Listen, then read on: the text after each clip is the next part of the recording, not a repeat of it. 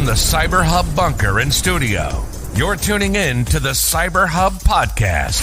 And now for your host and CISO, James Azar.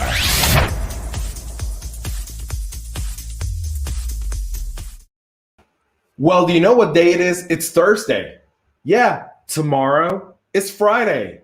The weekend's like right there. We're ready for today's Practitioner Brief. Thank you, everyone, for tuning in this morning. We're live on Facebook, LinkedIn, and YouTube. This is the CyberHub Podcast Practitioner Brief, the latest risk, impact, and mitigation that's going on in the world of cybersecurity. We've got a really, really busy show today. So many stories. I had 8 picked. I got 5, but there's a bunch of links on the show notes today with all the other stories that I can't get to.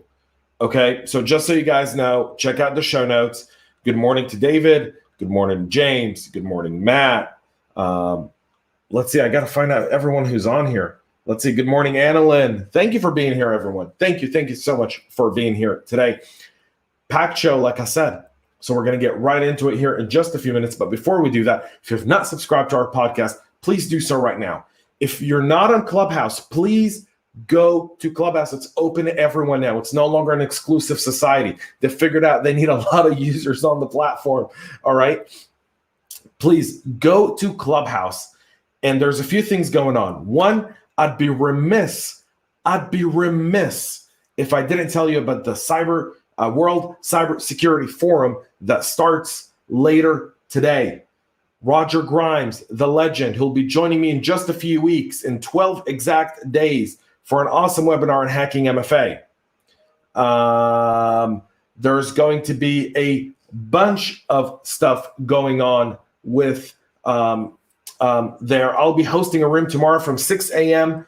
Eastern time to 7:30 a.m. That's my speaking slot on the World Cybersecurity Forum. So please go to the World Cybersecurity Forum and make sure you attend. It's 24 hours, open to everyone. An awesome event that my co-host on the other side of cyber, JJ, has spearheaded and put together all by herself. Go to Clubhouse now, find the World Cybersecurity Forum, and be there. It kicks off tonight. Roger Grimes, Paul Cummings, James McQuiggan, who's in the audience. So many awesome people are going to be there speaking. JJ, myself. So I don't need to tell you any more of that. Good morning to Aaron, and it's great to connect with people who have a true passion in the domain. Mr. P, good morning. Good morning to the awesome Jane. Cheers to Rob for it being Thursday. And Matt and Chris will get to your comments in just a few moments, folks. We'll get to that. All right. So a few things before we do that. How about we dip our coffee, like drink our coffee this morning. So coffee cup cheers, my beautiful double espresso, which I can't do away with without having a drink of my espresso. So cheers, folks.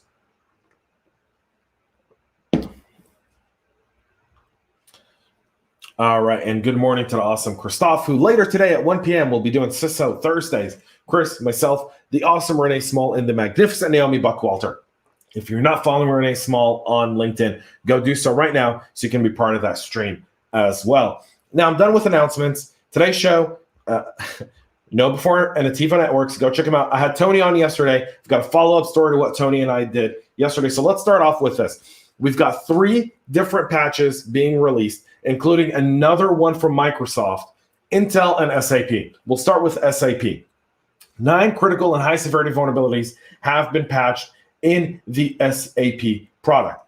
And one of the critical vulnerabilities is CVE 2021-336-9 an unrestricted file upload issue affecting SAP Business One. The second critical security hole, identified as CVE 2021-336-9 has been described as a server-side request forgery affecting NetWeaver development infrastructure. This is critical if you're in the tech space. An attacker can exploit the vulnerability for proxy attacks by sending specially crafted queries. And if the targeted instance is exposed to the internet, the attacker can completely compromise sensitive data residing on the server and impacting its availability, which takes us to the third critical vulnerability, CVE 2021-33701, an SQL injection in the SAP NZDT, which is near zero downtime tech. Hence, look up availability. Next one, downtime technology is an SQL injection there that's used by for HANA and the DMIS mobile plugin. It's worth noting that SAP has assigned a hot new severity rating to all of these different vulnerabilities, and definitely something to take a look at there. The high severity vulnerabilities that have been patched by SAP also include 2 cross-site scripting flaws and an SSRF issue in NetWeaver Enterprise Portal. These vulnerabilities were discovered by Unapsys, who SAP credited with helping. The 9 other critical patches in total. SAP customers are facing the most noteworthy SAP patch date this year, according to SAP in their blog post, and then many, many others. So a few things. If you're using SAP, you got to get this stuff patched ASAP. NetWeaver is really, so the NetWeaver vulnerability, let me pull this one up here, all right? So CVE 2021-33690 that affects the NetWeaver development infrastructure is critical. A lot of apps today have some sort of NetWeaver infrastructure there. And so if you have NetWeaver anywhere in your environment, even by a supply chain partner, might be the time to pick up the phone and say, how are you guys? Have you guys patched this? What's the patch time frame looking like, etc.? Get that done. We'll move to our next story. Microsoft warns of another unpatched Windows print spooler RCE vulnerability. We'll give a shout out to Tony Cole.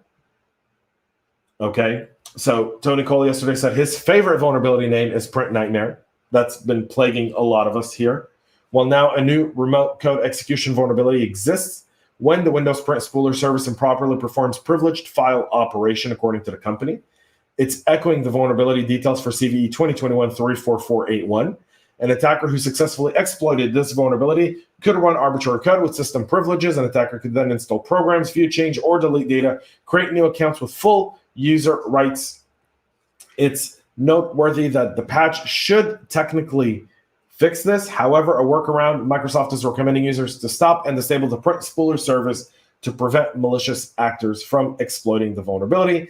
And the CERT Coordination Center in a vulnerability note is also advising users to block outbound SMB traffic to prevent connecting malicious shared printers into the system. So definitely make sure you get that addressed if you haven't yet, because you think Print Nightmare won't be yours at the moment. There's people who would dare to disagree with that one. Intel is patching another high severity flaw in their NUC 9 Extreme laptops and Ethernet Linux drivers. So again, another Tuesday, everyone decides to release all of their patches on this one day, which essentially overwhelms organizations because we all operate in an AAS type of environment, meaning as a service environment, and we end up having to prioritize, and security doesn't even do this. This ends up escalating down to IT, DevOps, architecture, infrastructure, you name it. They're the people that end up having to do the patches and testing it, and security is really just the facilitator, the advisor in that place. And all of the, we should really spread this out just a little bit, folks, just a little bit.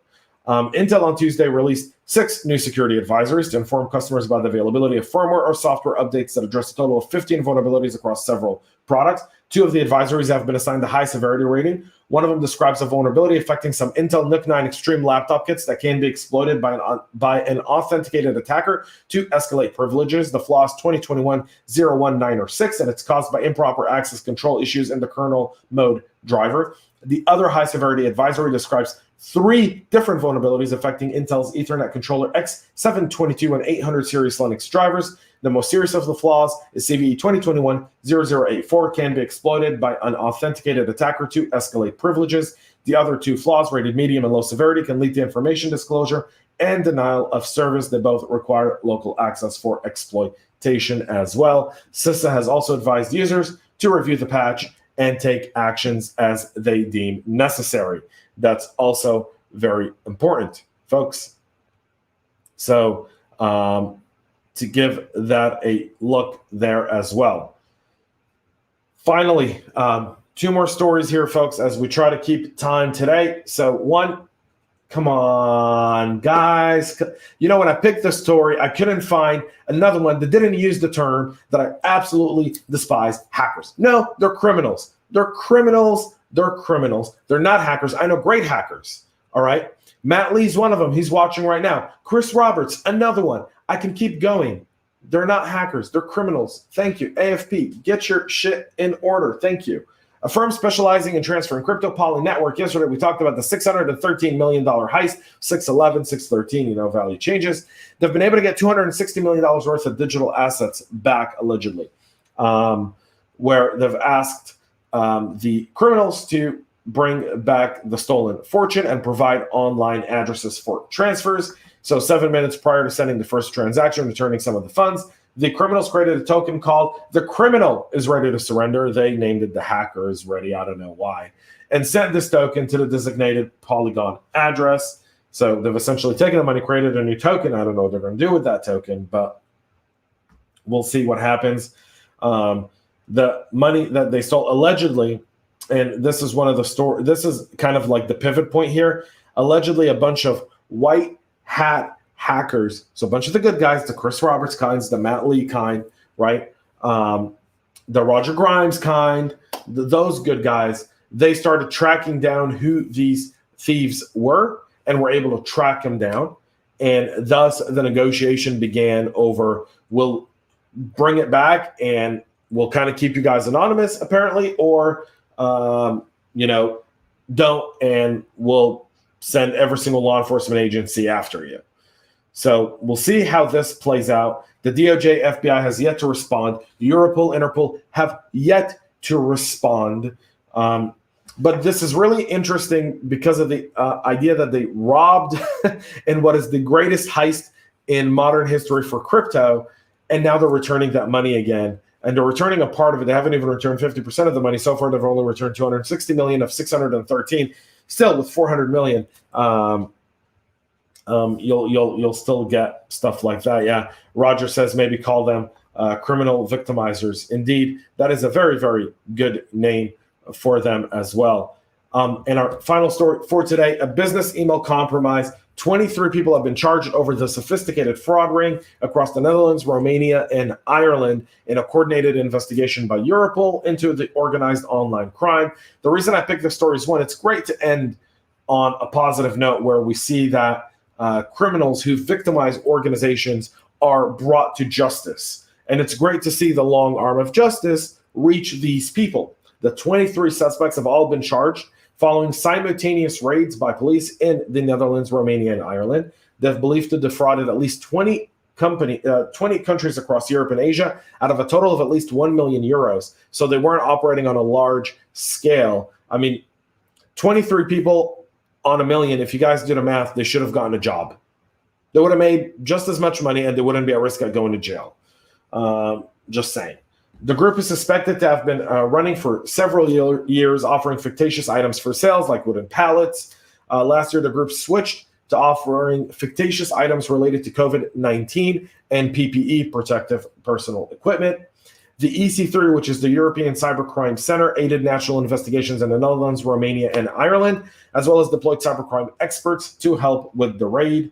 BC attacks last year in 2019 accounted to $1.77 billion in losses. It cost the business much more than ransomware. And to help prevent victims, Europol is recommending that you should be aware of any unsolicited contact from any senior official or requests that don't follow procedures, because that's typically how they get you.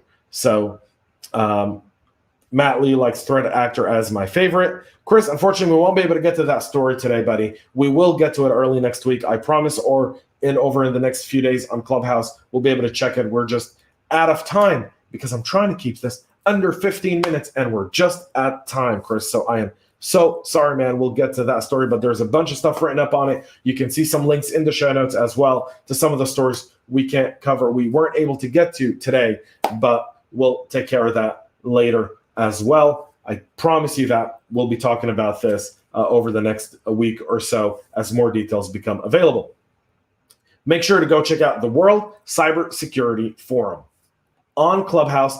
24 straight hours, starts tonight, goes until tomorrow night, Friday night. I'll be on at 6 a.m. tomorrow morning. That is my time. 90 minutes. I'll be talking about privacy. So if you're into privacy, go to the World Cybersecurity Forum on Clubhouse, find the club, become a member, follow it there, tune in. A lot of great speakers are lined up to speak at this event. It's something that you can play in the background all day today and tomorrow as you're kind of going about your day. JJ, who is my co-host on the other side of cyber, did an amazing job putting this event together. So if you have any security questions, this is for the simpletons as well. This is demystifying security, privacy, and so many things over 24 hours in what should be the biggest event on Clubhouse yet. So go and do that. We'll be back tomorrow at 11 a.m. with our live AMA right here on LinkedIn. Okay? So be sure to be here tomorrow. Later today, a new CISO Talk episode drop with Alejandro Oriano. He is a young CISO, 3 years, folks. So for all of you trying to break into the industry, he demystified it in the first 8 minutes of the show, how he went from 2017 to just, being in IT and strategy and research and investment banking to becoming a CISO of an investment bank. You guys should definitely go and check that out. That'll be on at 1 p.m. today as well. And CISO Thursdays with myself, Christoph, who's in the audience, Renee and Naomi. Make sure to be there, folks. You don't want to miss it. That's it for announcements. That's it for everything. I went over. I should have just done the stories instead, but it is what it is. Thank you, everyone, for tuning in. Have a great rest of the day. Stay cyber safe. See you and talk to you later. Cheers. We love feedback, so make sure to connect with us on social media and subscribe to our podcast on your favorite podcast listening platform.